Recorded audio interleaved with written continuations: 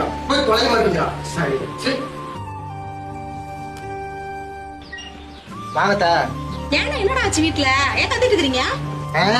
எங்க அம்மா சாகும் போதே உங்க அண்ணனும் சேர்த்து தொலைஞ்சுதான் நான் நிம்மதியாவாச்சும் இருந்திருப்பேன். 2 வயசு குழந்தைய வீட்டுல வச்சுக்கிட்டு எங்க அப்பனுக்கு பீ மூத்தத்தை வாரிட்டு இருக்கா. நிம்மதியா சோறு கூட திங்க முடியல. அவ கட்டாம என்ன பண்ணுவா பின்ன? உங்க அம்மா போனதுக்கு அப்புறம் உன்னை படிக்க வச்சு உனக்கு ஒரு கல்யாணம் பண்ணி நீ குடும்பமா நிக்கிறனா அதுக்கு யாரா காரணம்? 10 ஆளா இவ்வளவு பண்ண என் அண்ணனை ஒன்னால பாத்துக்க முடியல.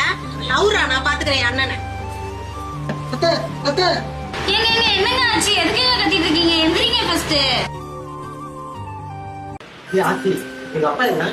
மாமா காலையில எந்திரிச்சு ரெடி ஆயிட்டு டிஃபன் சாப்பிட்டு வெளியே உட்காந்து டீ குடிச்சிட்டு இருக்காருங்க. அப்பா, உன் உடம்புக்கு ஒண்ணு இல்ல?